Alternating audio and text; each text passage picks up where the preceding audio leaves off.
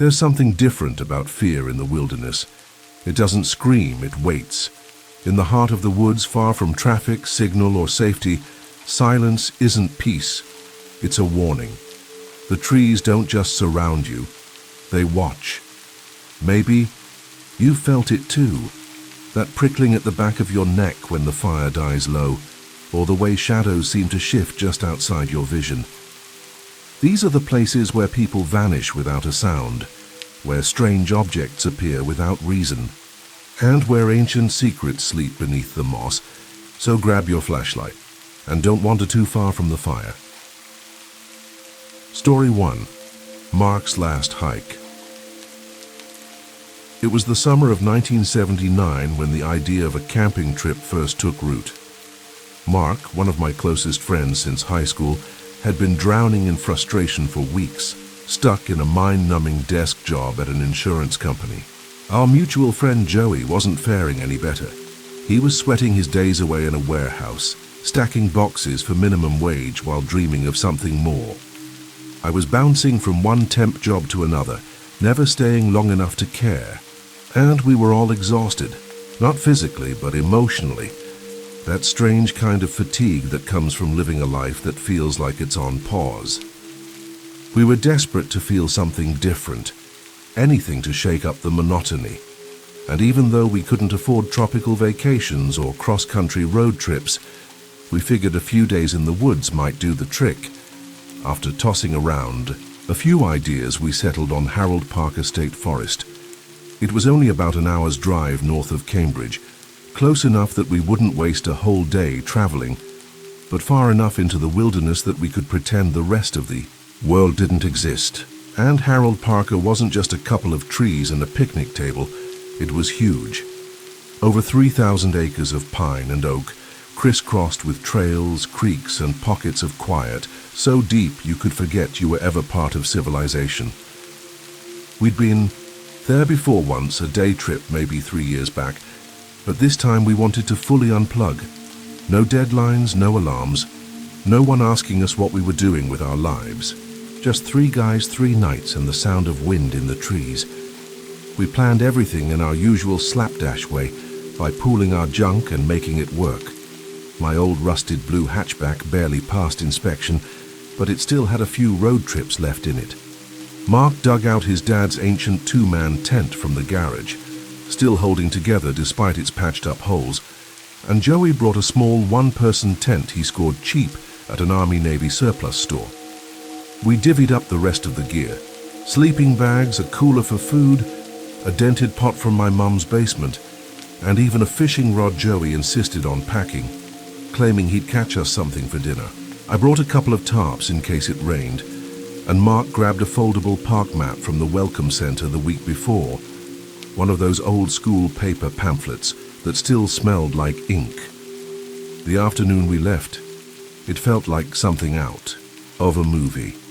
Sunlight spilled across the highway as we blasted classic rock from the car stereo, going up the country, born to be wild, windows down, spirits high, the kind of carefree energy you only get when you're running from something intangible.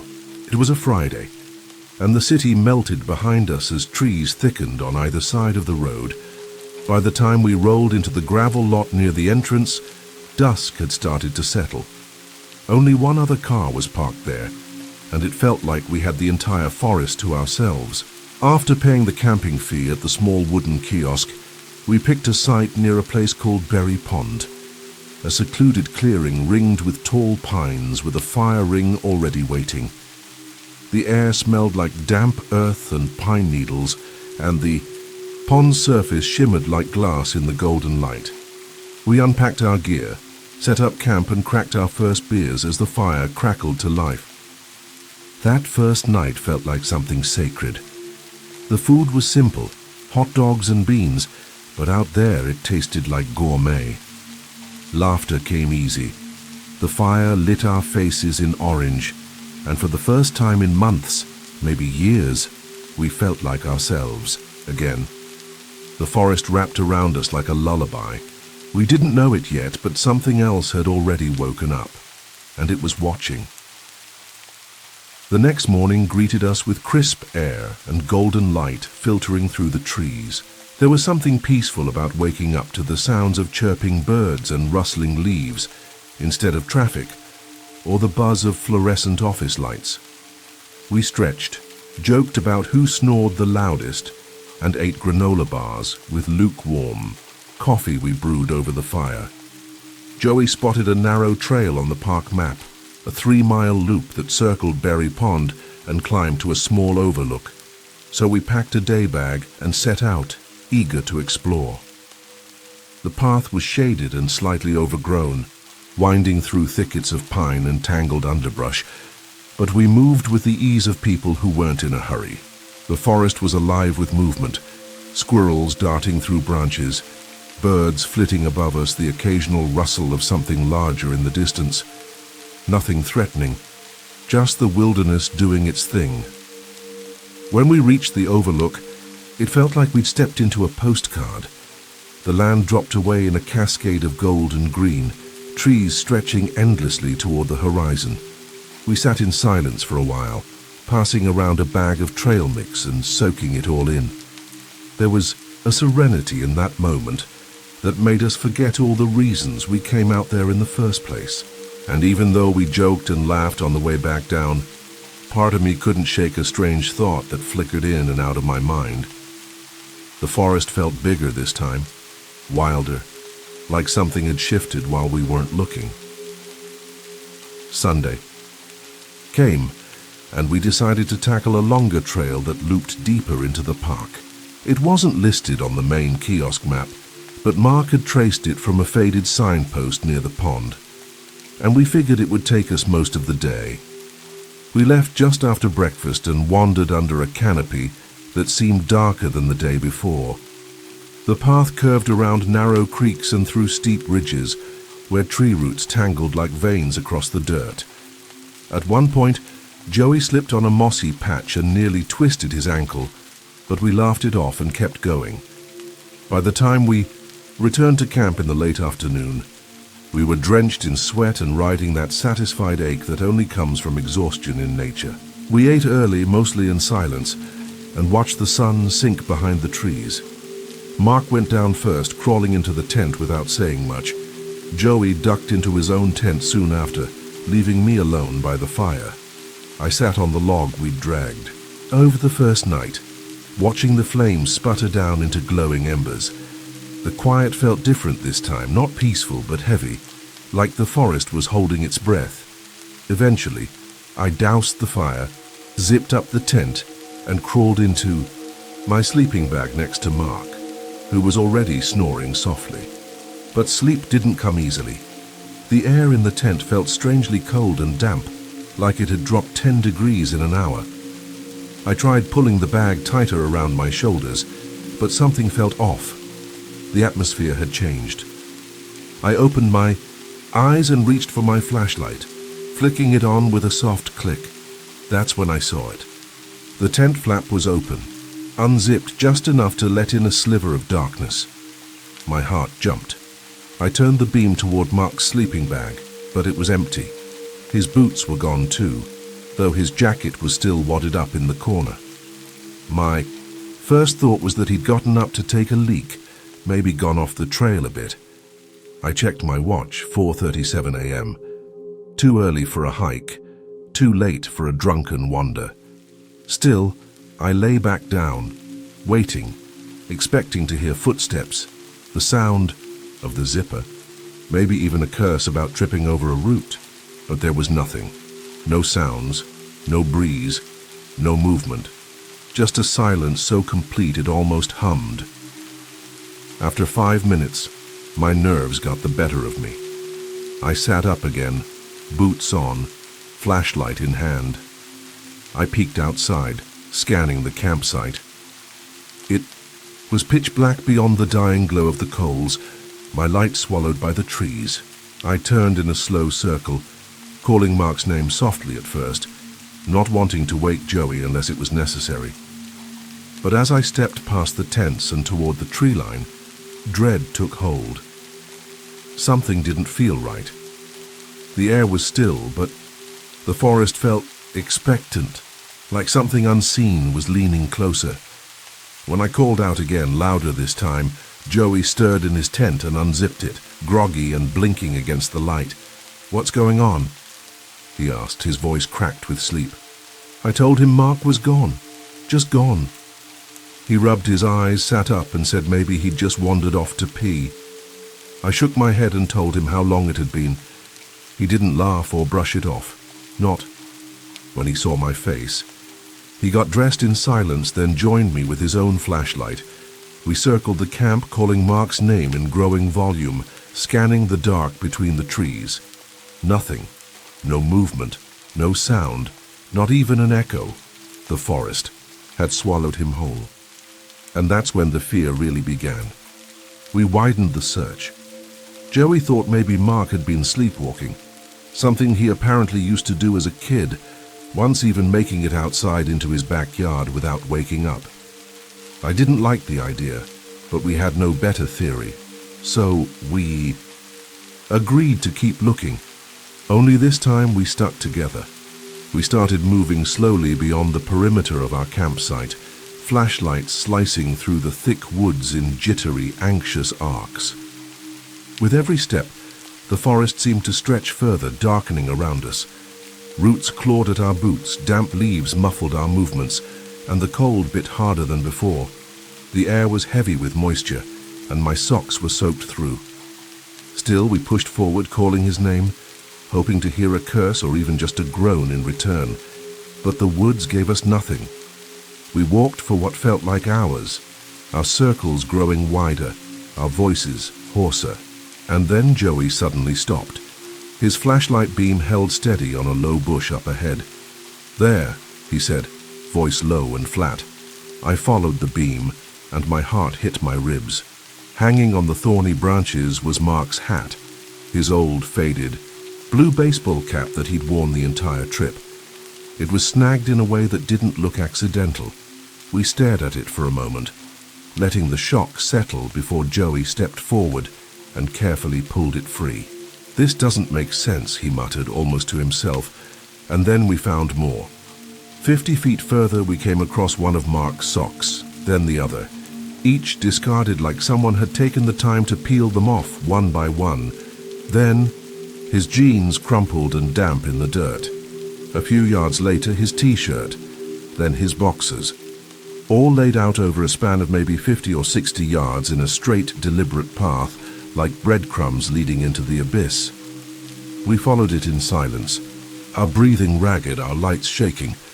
I tried to tell myself maybe he'd gotten drunk in secret, maybe had a hidden flask.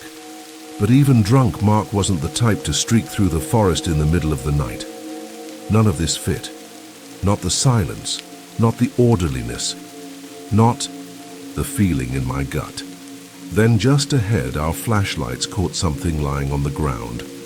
I stopped cold, my body refusing to take another step forward. Joey kept walking until his light froze on the shape. Then he gasped, and I felt the world tilt. It was a body, lying chest up in the dirt, pale, naked, unmoving. Blood soaked the soil in a dark ring around the neck, because the neck ended in nothing. The body was decapitated, cleanly, precisely. The cut was smooth, too smooth for an animal, too surgical for a fall or a freak accident. And the rest of the body was untouched. No claw marks, no bruises, just that single, grotesque absence. I stared, unable to speak, as Joey circled it, calling out Mark's name in rising panic. "Mark! Mark! Man, this isn't you! This can't be you!" His voice cracked with desperation, his flashlight trembling in his hands as he refused to look directly at what lay before us. "Mark!" he kept yelling, like if he shouted loud enough, he'd prove the corpse wasn't real. I stayed frozen. The cold in my chest was deeper now, like ice threading through my veins. I wanted to speak, to deny it too, but there was no use. It was him. The build, the height, the freckles on his shoulders. No tattoos, no scars. Mark had none of those. And the clothes scattered through the forest had told the story before we even arrived. My throat locked up, but I forced the words out, raw and trembling. "Joyce, it's him, it's Mark." Joey shook his head over and over again, hands gripping his skull, his body rocking in place. "No, no, no, no," he whispered until the whisper broke into a sob. He dropped to his knees and buried his face in his hands, crying like a child, completely unguarded. I stood there, too stunned to cry, too horrified to move. My flashlight's beam drifted across the pale skin, the blood-crusted stump, and I remember thinking, not for the first time, that it looked fake, like a movie prop, too clean, too posed. But it wasn't. And then something hit me deep and sharp. The realization that whoever or whatever had done this hadn't just killed Mark. They had taken his head, taken it. It wasn't anywhere nearby. No drag marks, no prints, nothing to suggest where it had gone. Just a terrible absence, as if the forest itself had swallowed it whole. And somehow, that was worse.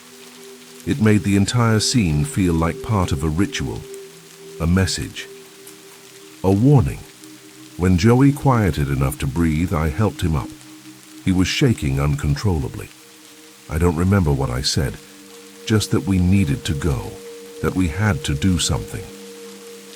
We left Mark's body behind and ran, stumbling through the forest in a blind panic, no longer calling his name. What was the point? He was gone, not just gone, but taken, and something out there was still watching. We could feel it. Eyes behind the trees, stillness that felt deliberate, and the forest, which had once felt like freedom, now felt like a cage, one we'd barely escaped. We didn't speak much on the way back to camp. I remember the way Joey stumbled a few times, barely catching himself on low branches or tree trunks, but he didn't complain. Neither of us said it out loud, but we both knew there was no running fast enough to undo what we'd seen. By the time we burst back into the clearing, our campsite looked hauntingly normal. The fire ring sat cold and empty. The tents, still, stood untouched. It felt obscene somehow, like the world had simply refused to acknowledge what had happened just a short hike away. We threw our gear into the car without folding anything, slamming doors and barely looking at each other. Then I turned the key and drove us out of the forest, gravel crunching beneath the tires, headlights cutting through the dark like a lifeline. It was only when we reached Middleton and saw the sign for the ranger station that we finally stopped.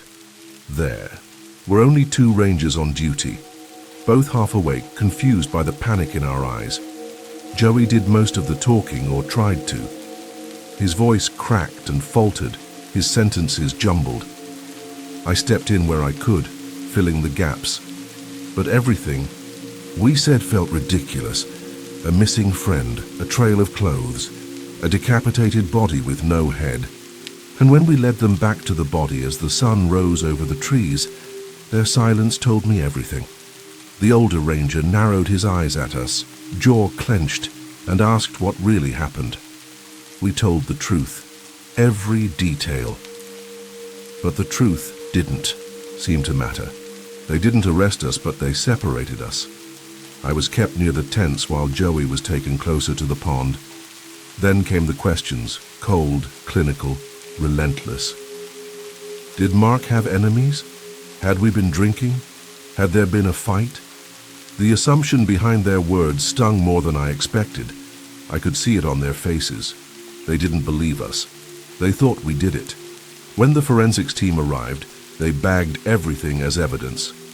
Every sleeping bag, every utensil, every beer can, every scrap of clothing. Even the little knives we used to cut open the cans of beans. We didn't resist. What was the point? Back at the station, we were placed in separate grey rooms with one way, mirrors and a detective with a notepad, who asked the same questions again and again, just with different phrasing. I gave the same answers. So did Joey, and after hours of that they let us go. The worst part was knowing that we weren't being released because they believed us, just that they didn't have enough to hold us. Weeks later, we were told forensics. Came back clean. That should have felt like a relief. It didn't. The case turned cold. No weapon, no motive, no trace of Mark's head. They never found it. They never found anything. Mark disappeared into that forest in every possible way. And part of me never really came back either. Story 2. Marked by the Forest. We'd been looking forward to that camping trip for weeks. Nothing extravagant, just a single overnight out in the deep woods of Tennessee, something to break up the routine. It was the kind of thing we'd done 100 times growing up, back when life was simpler, and weekends weren't claimed by work, obligations, or just sheer exhaustion. My buddies Craig, Tanner, and I had all been craving some kind of escape. We didn't say it out loud, but we were all feeling it. That creeping numbness that sets in when the days blur together and you start wondering if this is just how it's always going to be. So when Tanner pitched the idea, grab some beers, a tent, and hit the backcountry, we jumped on it. We picked a spot far off the beaten path, some clearing in a patch of dense forest miles away from the nearest paved road, the kind of place with no cell phone reception, no campsites marked on maps, and no real reason for anyone to be out there but us. The road leading to it was mostly dirt and rock, winding through tight clusters of trees until it opened up into a small clearing just big enough for my truck, a fire pit, and a place to pitch the tent. It was perfect. Remote, quiet, and drenched in that eerie calm that only thick forest can provide. We arrived late in the afternoon. The sun was already dipping below the tree line, casting long shadows that stretched across the forest floor. We worked quickly, unloaded the gear, pitched the tent, gathered some dead wood, and had a fire going before darkness truly set in. It all felt easy, familiar. We cracked open a few beers, sat around the fire, and let the stress roll off us like steam. The woods around us were peaceful. No traffic, no chatter, just the pop of burning logs and the occasional rustle from some small creature in the brush. That night we joked about old times, retold half-remembered stories, and stared up at the stars between the branches. It felt like we'd found something we'd been missing for a long time. Out there, away from everything, it was easy to believe the world had stopped spinning. None of us had the slightest idea what would be waiting for us come morning, or how quickly that peaceful night would turn into something we'd never forget. I woke up to grey light creeping through the thin nylon walls of the tent. The fire from the night before had burned down to cold ashes, and the woods outside were wrapped in an early morning hush. Craig and Tanner were still out cold, their muffled snores breaking the silence now and then. I sat up, stretched my arms, and unzipped the tent slowly, enjoying the crisp forest air. I figured I'd start some coffee while they slept, so I made my way over to the truck to grab the pot from the back. That's when I saw it. There, on the hood of my truck, was something that stopped me in my tracks. It was some kind of skin. Animal skin, stretched tightly across the metal like someone had taken the time to smooth it out perfectly. It wasn't thrown or draped. It was placed deliberately. The fur had been scraped clean, leaving the raw, glistening flesh underneath. It was pink, wet and veined, with long streaks of dark blood still dripping down my windshield. The stench hit me a second later, thick and sour, a rancid combination of iron and rot that clung to the air and burned in the back of my throat. For a long moment, I couldn't move. I just stood there staring at the thing, my fingers going cold despite the warmth in the morning air. My breath hitched, and my hands started to tremble. I looked around the clearing, half expecting someone to be watching me from the trees. But the woods were silent, too silent. No birdsong, no breeze, nothing but the sound of blood drying in the sun. I kicked the tent with my boot, hard enough to wake them. Craig grumbled first, then Tanner sat up, both of them still shaking off. Sleep? When they stepped out and saw what I was standing in front of, their faces drained of color instantly. None of us said much. We didn't need to. Whatever this was, it wasn't right. It wasn't a prank and it wasn't an accident. Someone had done this on purpose. We tore the camp down in a frenzy, tossing everything into the bed of the truck, without folding it. I grabbed a branch and used it to push the skin off the hood, refusing to touch it with my hands. It hit the ground with a wet slap, landing half in the grass and half in the dirt. I didn't look back at it. We jumped into the truck, and I peeled out of the clearing, the tires kicking up gravel as we sped down the narrow dirt road like something might be chasing us. The whole drive back, none of us talked. Craig just stared out the window, jaw tight. Tanner sat hunched over, picking at his nails like he couldn't stop. I kept my eyes on the road, but I couldn't stop glancing at the rear-view mirror. It felt like something was still out there, just beyond view, following us, watching. And no matter how many turns we took or how far we drove, the feeling stayed with me, like we'd crossed some invisible line in the woods, and whatever lived beyond it didn't want us there. When we got back into town, we split up fast. I drove straight home and parked in the driveway, the truck still streaked with blood. I stood there for a while with the garden hose, spraying the hood until the water ran clear, watching as diluted red swirled down the concrete in lazy spirals. But even after the blood was gone, I could still see it. That pink, wet skin, the precision of how it had been laid out. The smell. Later that afternoon, I couldn't let it go. I stopped by the gas station where an old guy named Mr. Harris worked, someone who'd been around long enough to know all the weird rumors. I didn't tell him everything, just mentioned we'd seen something strange while camping deep in the woods. The look he gave me was quiet, knowing, and a little sad. He didn't act surprised. He told me he'd heard stories like that before, about people finding skinned animals on cars, porches, even tents. Said it had been happening for decades. Nobody ever caught anyone. No one ever really talked about it either. When I asked what it meant, he just shook his head. Some say it's a warning, he muttered, voice low. You go too deep into places that ain't meant for you. They let you know. Then he went back to stacking shelves like he hadn't just dropped that bomb. That night, I didn't sleep. Every time I closed my eyes, I saw that skin, the way it clung to the metal, the color, the stillness of the forest around it. I told myself it was just some twisted prank, but that didn't sit right. There was no laughter in it, no message, no note, just something quiet and cruel, deliberate, like someone or something was watching and wanted us to remember.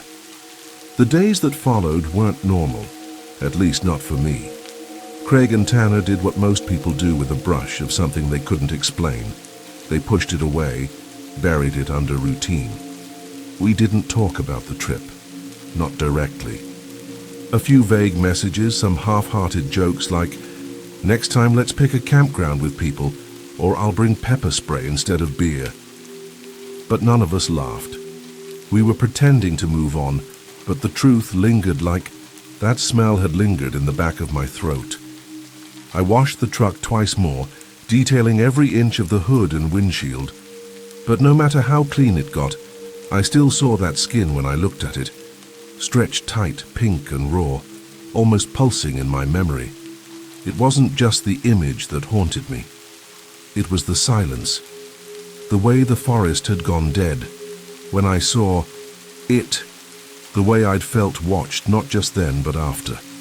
Even back in town, in my apartment, lying in bed, I'd hear things, a creak by the window, a scuffling on the porch. I'd shoot up, heart racing, only to find nothing. But the unease never left. I started locking all my doors even during the day. I kept the blinds shut. I'd never been like that before. I used to like the quiet. After that trip, the quiet was suffocating, and I wasn't alone. A week or two after we got back, I ran into Tanner at the grocery store. He looked pale, skittish. He jumped when a can fell off the shelf a few aisles down. We only talked for a few minutes, but he admitted he hadn't been sleeping well. Said sometimes at night he'd hear what sounded like something walking in the woods behind his place. His apartment backed up to a tree line, and he'd lived there for years without issue. But now, every time the wind rustled through the trees, he got that same feeling he had by the truck, that something was watching. I started digging around online, trying to find others who'd experienced anything similar. At first, I thought I was just indulging paranoia, but then I found message boards, obscure threads, horror forums, people from all over the country describing eerily similar incidents. Skinned animals left behind, always in remote forest areas. No prints, no signs of predators. Just clean skin laid out on porches, cars, tents, always with that same unnerving sense of intention. Some people called it a cult. Others blamed rogue hunters. A few swore it was something older, something tied to the land, to boundaries we weren't supposed to cross. One post stood out to me. A guy from Oregon said he'd gone hiking alone and found a skinned rabbit placed on his sleeping bag. He said he'd packed up instantly, but as he left the woods he saw what looked like a figure, tall, thin, not quite human, watching from between the trees. Said it didn't move, just stood there. He called it the Watcher, like it was some local legend. I couldn't stop thinking about that word, Watcher, because that was exactly what it felt like. Something hadn't just stumbled across us. It had been waiting. I never told Craig or Tanner about what I found online. I wasn't sure they'd want to know, and honestly, I wasn't sure it made anything better. Knowing that other people had seen the same thing didn't make it less terrifying. It just made it more real. It meant that whatever had happened to us wasn't random. It was part of something bigger, something that didn't need a name to be terrifying. We haven't gone camping again. Not once. I doubt we ever will. That trip severed something between us and the woods. Even driving past tree lines now gives me a chill. I avoid back roads. I don't stop in the woods to stretch my legs or take scenic detours. I stay on highways. I keep moving. The memory has dulled, but not disappeared. Some nights, when the house is quiet and the sky is heavy with rain, I still picture that skin stretched across my truck, the way the blood glistened, the way it was placed, like it meant something, like it was saying, "You don't belong here." And maybe we didn't. Maybe we still don't. Story 3. Under the Cross. I've always been drawn to the outdoors. Something about the silence between trees, the way the world feels stripped down to the essentials. It just clicked with me. Chris felt the same. We'd been friends since we were kids in Toronto, the kind of friendship built on scraped knees, half-day detentions, and skipping class to mess around in the ravines behind our neighborhood. Over the years, that restlessness matured into something more focused, more deliberate. Every summer we'd pick a weekend and head out into the woods. At first it was casual, tents, coolers, gas stoves. But as we got older, it evolved into what we called hardcore camping. It was probably a name thousands of others had coined before, but it felt like ours. No tents, no coolers. Just ponchos, ground sheets, a knife, and whatever we could carry on our backs. We brought enough food to survive the first couple of days, but the rest we had to earn. Fishing, foraging, boiling water from creeks. It wasn't comfortable, but that was kind of the point. The discomfort made it feel real. We were both 24 that summer when we picked Algonquin Provincial Park as our next destination. If you don't know it, Algonquin is massive, more than 7,000 square kilometers, of forests, rivers, and glacial lakes. It's the kind of place where you can go for days without seeing another human being, which for us was exactly what we wanted.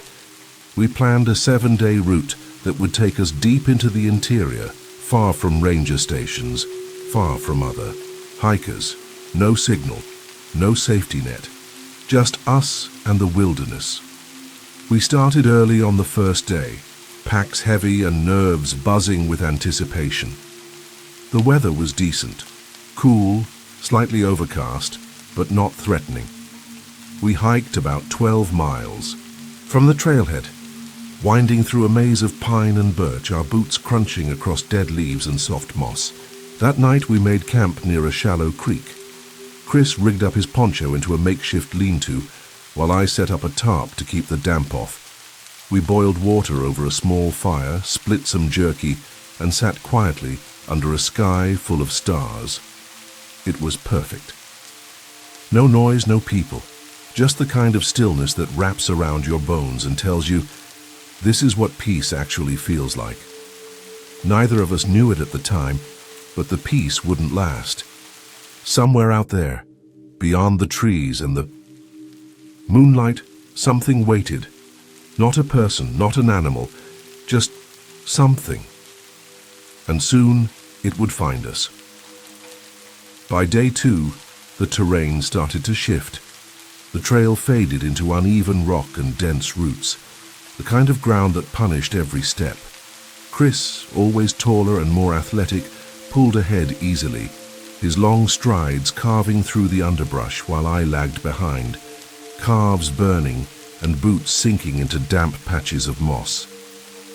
We climbed a steep ridge around noon, barely speaking, partly from the exertion, but also because something about the forest felt different now.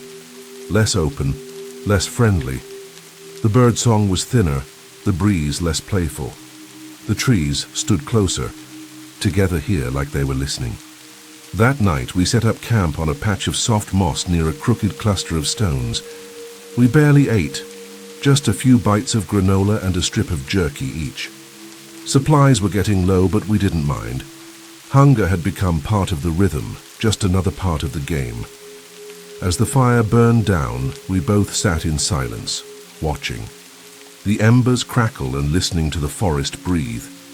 I remember waking up in the middle of the night, heart thudding because I'd heard something, a twig snapping, something shifting in the dark. My hand went straight to the knife beside me, but after a few long minutes of holding my breath and hearing nothing else, I convinced myself it was a deer. Probably. On day 3, the silence returned, but it carried a weight now.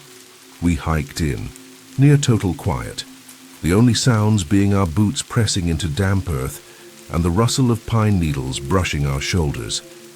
Our water bottles were running low, so when we stumbled across a small stream around noon, we stopped to refill. I knelt by the water, cupping it over my face, when Chris tapped me on the shoulder. "You see that?" he asked. I looked where he was pointing, off through the trees maybe 100 feet away, and at first I saw nothing. Then I noticed it. Straight lines, too perfect to be natural. Hidden just beyond a veil of branches was the outline of a building. We pushed through the underbrush cautiously, our boots slipping on wet leaves. As we emerged into the small clearing, the structure revealed itself. A church, or something like one.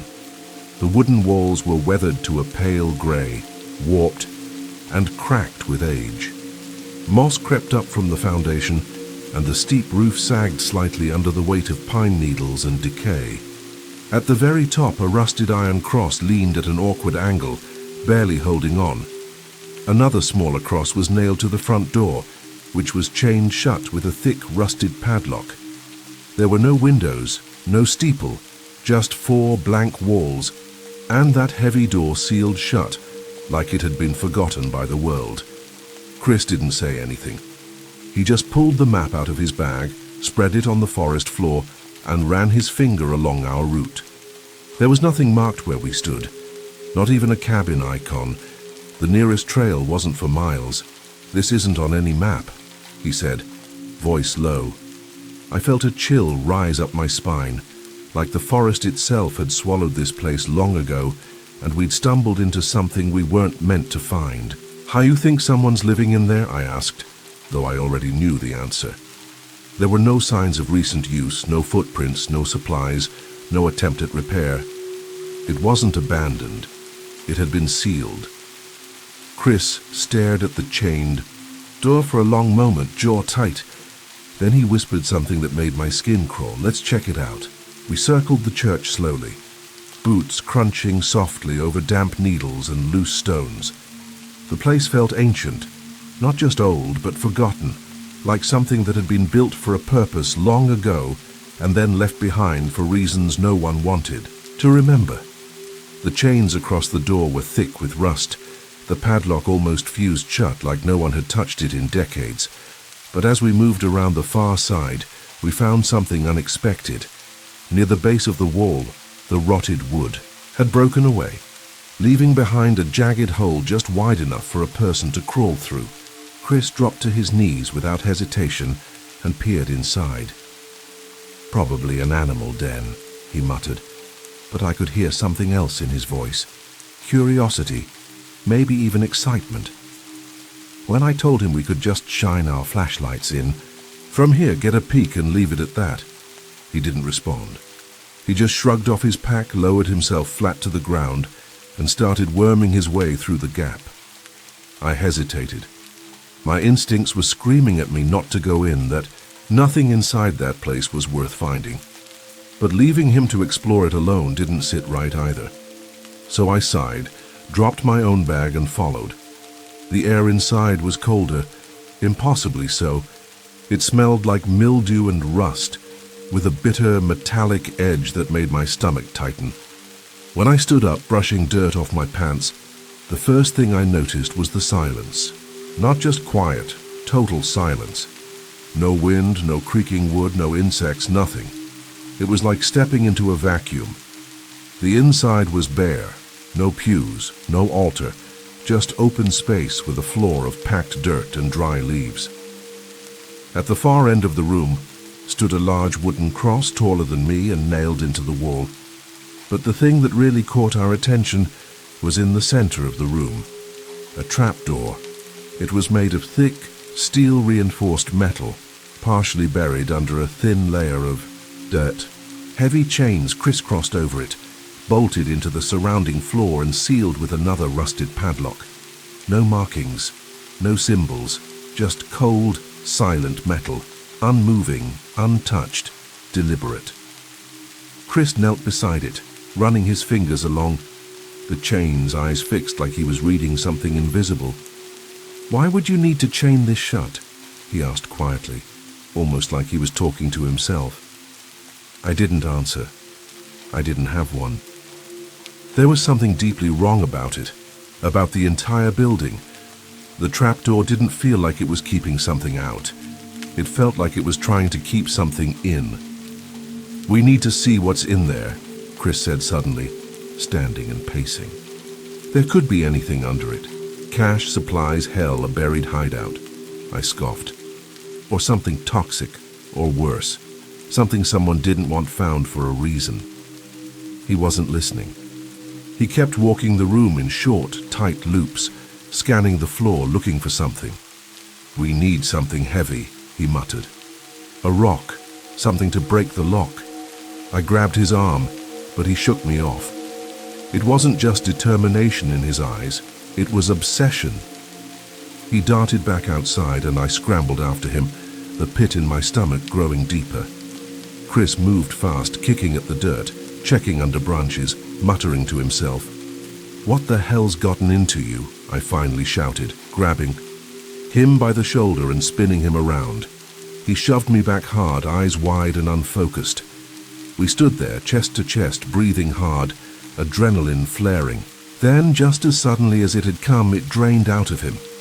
He blinked, wiped sweat from his forehead and whispered, "I don't know, I couldn't stop thinking about it. I had to see." His voice shook. The confident edge was gone. He looked like someone waking up from a dream. We sat there in silence for a long time, both of us staring at the shack like it might move. Eventually, we picked up our gear and walked away, never saying out loud that we wouldn't go back. But we both knew. That church wasn't a ruin, it was a warning. Whatever lay beneath that trap door had been chained down by someone who knew why, and I couldn't stop wondering, What if the chains one day broke? Or worse, what if they already had resolution 502? We never went back. Not to that church, not to that part of Algonquin, not even to that section of the map. It became a silent agreement, an unspoken boundary we drew for ourselves. We still went on camping trips afterward, but they were smaller, shorter, closer to home. Chris never brought up the trapdoor again, not seriously. When it did come up, usually over beers back in the city, he'd grin and joke, "We'd probably be millionaires right now if it wasn't for you." And I'd force a laugh and change the subject. But the truth is, I couldn't let it go. Not the church, not the door, not the way Chris had looked, possessed almost, like something had taken root inside him, just for a moment. I tried searching online later. I combed through forums, historical records, satellite maps. I looked for mentions of churches deep in the woods of Algonquin, rumors of old settlements, abandoned missions, anything. But I never found a single thing that matched what we saw. No coordinates, no photos. It was as if the place didn't exist, or maybe it wasn't meant to be found in the first place. Life returned to normal on the surface. I went back to my desk job, clicking through spreadsheets, making coffee runs, drowning in fluorescent light. Chris kept working in kitchens and spent his weekends mountain biking or rock climbing, like the outdoors never spooked him. But sometimes when we sat down to plan another trip, the conversation would stall. We'd hesitate over maps, our fingers drifting past certain patches of green like they were hot to the touch. We never said it out loud, but we both remembered. For me, the church started to appear in my dreams. Not often, not dramatically, just flashes.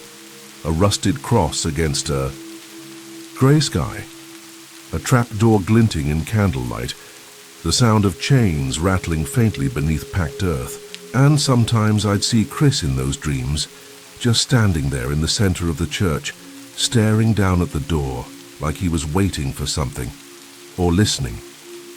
I never told him about the dreams. I never told anyone. Maybe because part of me was afraid they weren't dreams at all. Maybe we had disturbed something. Maybe the silence inside that place wasn't emptiness, but expectation. Something waiting to be remembered. To this day, I sometimes wonder what would have happened if Chris had found a rock big enough. If he'd broken that lock, peeled back those chains and pried open that door. I tell myself we did the right thing, that some secrets are better sealed, but deep down, I know we only postponed the inevitable. That door is still out there. The church is still standing. And whatever waits beneath it, waits still. Story 4. The Shack in the Trees. We'd been planning the trip for weeks, just the three of us, Simon, Eddie, and me. A weekend escape from the city grind, something low-key and far enough off the radar that we wouldn't hear traffic, or run into a group of teenagers blasting music from Bluetooth speakers. We were all overdue for a break. Eddie had just come off a brutal stretch of night shifts, and Simon had been dealing with a breakup that left him moody and irritable. I wasn't in much better shape myself, caught between work deadlines and whatever passed for a personal life lately. So when Simon suggested Harriman State Park, a massive sprawl of wooded hills not too far from the city, it felt perfect. Close enough to drive to after work on Friday, but remote enough that we could pretend we were somewhere deeper, older. We aimed for the northern end of the park, where the trails grow thinner and the tree canopy thickens to block out most of the sky. We weren't looking for a campground or marked site, just a flat patch of earth near a lake or stream where we could set up the tent and start a fire.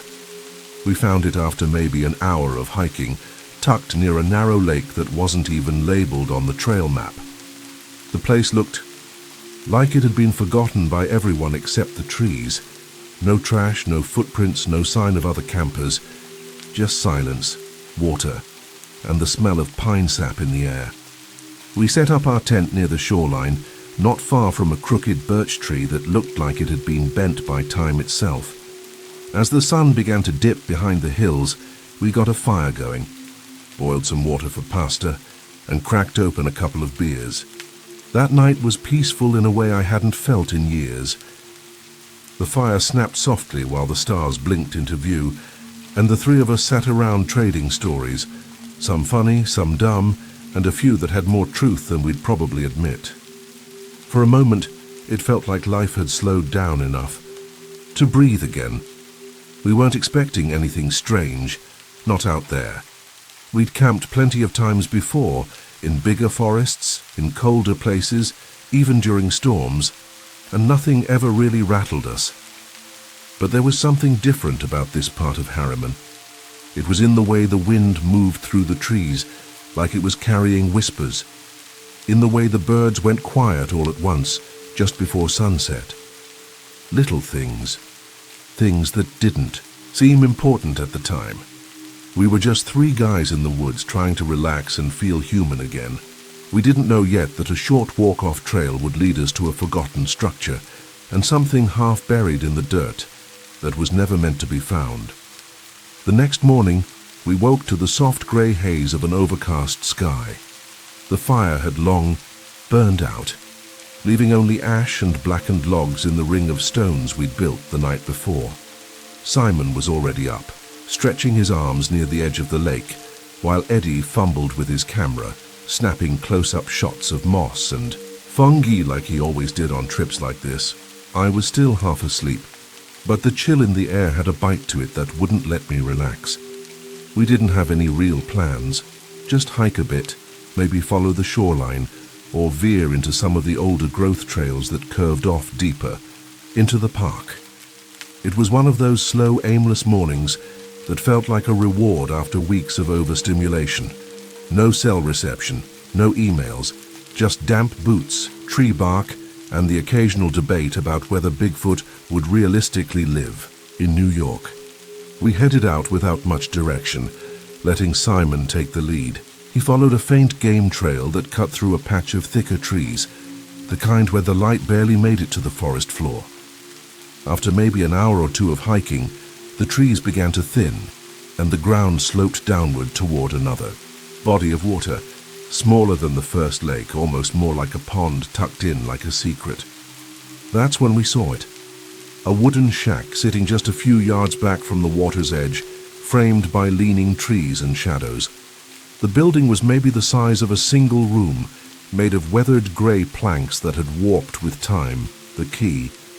Roof sagged slightly in the middle, and the window, if you could call it that, was just a square cutout with a tattered scrap of cloth hanging limply from one corner. The door stood partially open, creaking softly whenever the wind touched it. It didn't look like anyone had been there in decades. The wood was dry and brittle, some of the nails rusted to orange streaks. Eddie muttered something about it being an old hunting shelter, but Simon was already walking toward it before either of us could say much. Something about the shack felt off. It wasn't just old, it looked forgotten, like it had been swallowed up by the forest and spat back out just for us to find. Inside, the air was musty and stale, thick with the scent of rotten old dirt. Light from the window barely reached the corners, but it was enough to make out the few things left behind. A crooked wooden table in the middle, its surface covered in dark, uneven stains. Two broken chairs in the corner, collapsed in on themselves, and the walls lined with metal hooks. A dozen of them, maybe more, all at odd heights, some bent, some rusted, all empty. There was no dust, oddly enough, like something had disturbed the place recently, even though no one should have been out here. I ran my fingers over the table and paused. The dark stains were sticky in places, not fresh, but not ancient either. Eddie raised his camera, snapping a photo, while Simon leaned in close to inspect the walls. "You think this is from a hunter?" he asked. "For skinning deer?" None of us had an answer, but that explanation felt like the best-case scenario. I wanted to get out of there, but no one moved. It wasn't until Simon wandered around the side of the shack that things took a turn. I heard him stumble and curse, and when we ran over, he was crouched next to something jutting out of the soil, just barely visible under the fallen leaves.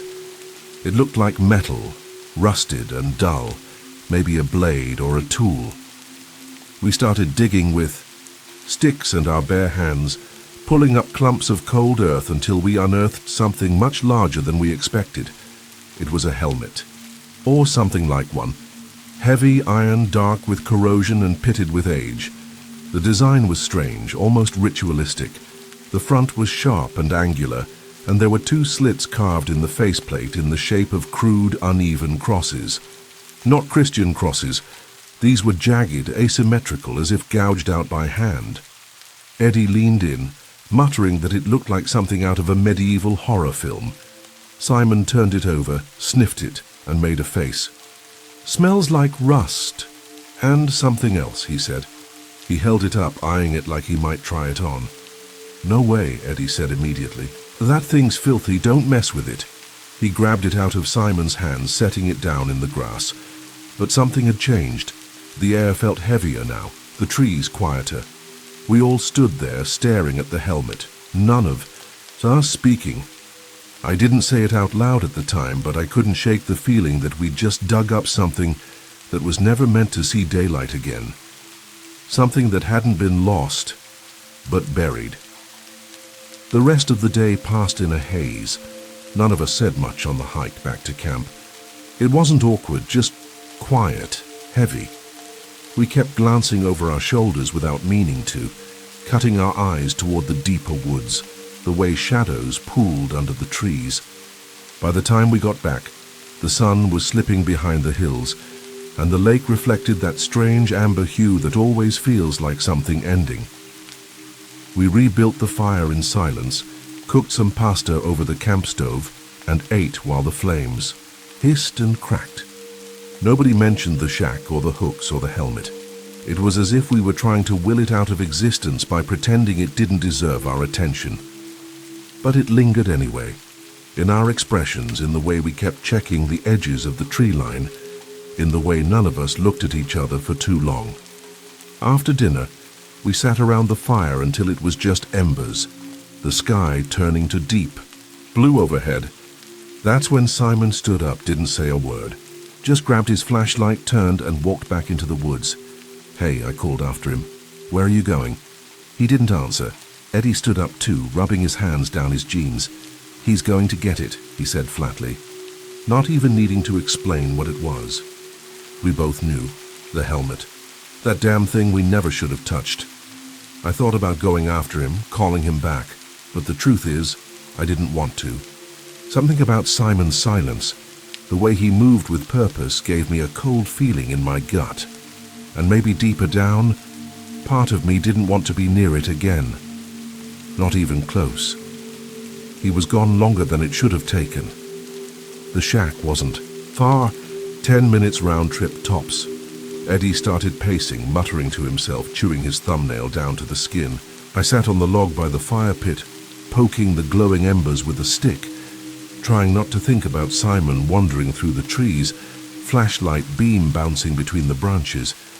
I imagined him standing over the helmet, crouching, lifting it again. Imagined him putting it on.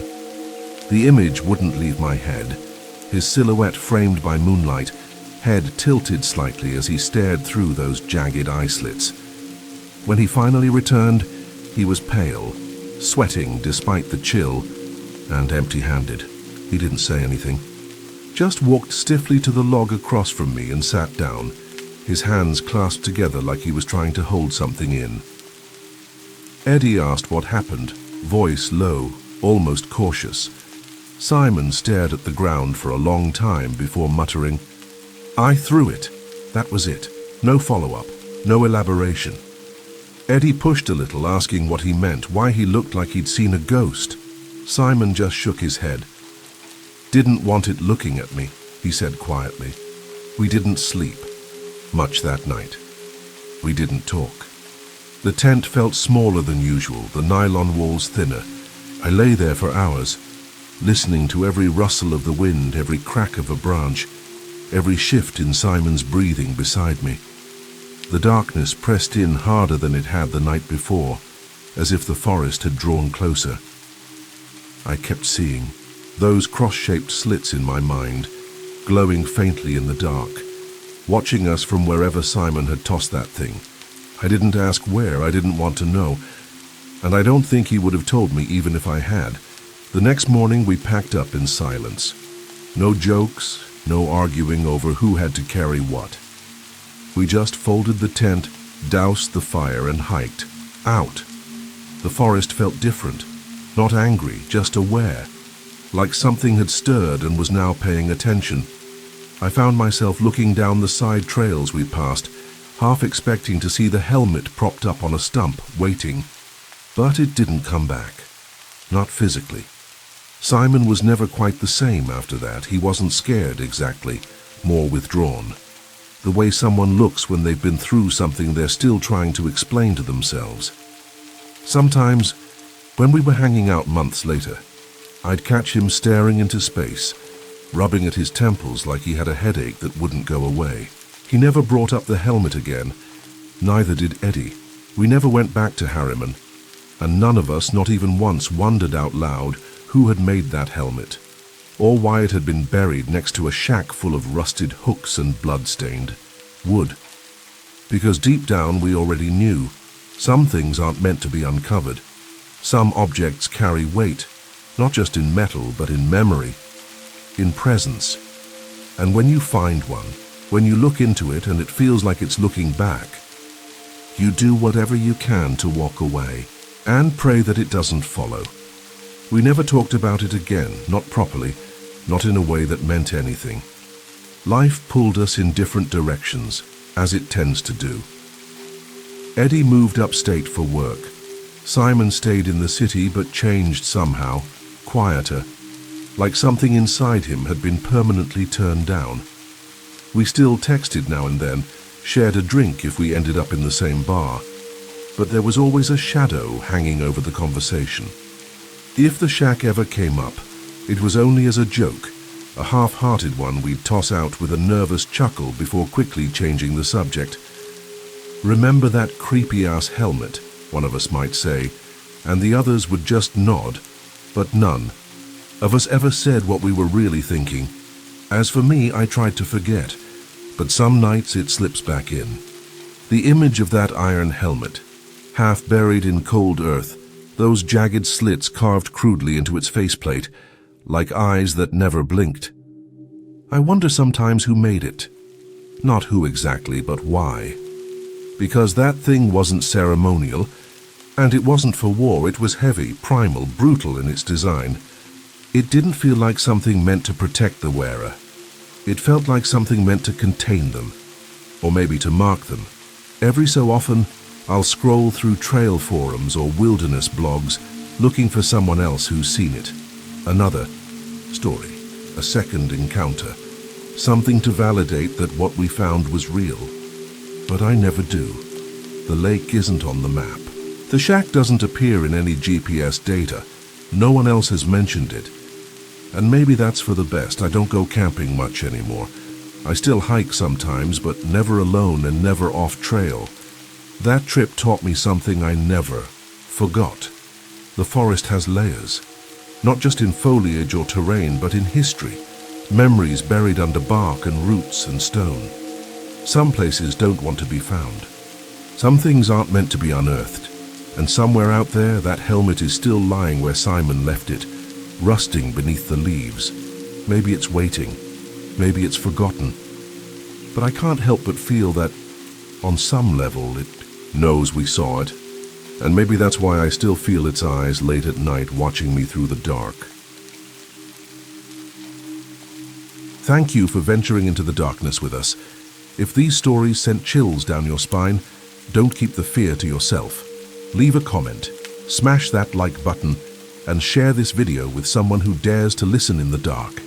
We release terrifying true stories every week, so be sure to subscribe and turn on notifications so you never miss what's lurking in the shadows. This is High Scare Stories, where nightmares don't end when the video does. Until next time, stay safe and stay scared.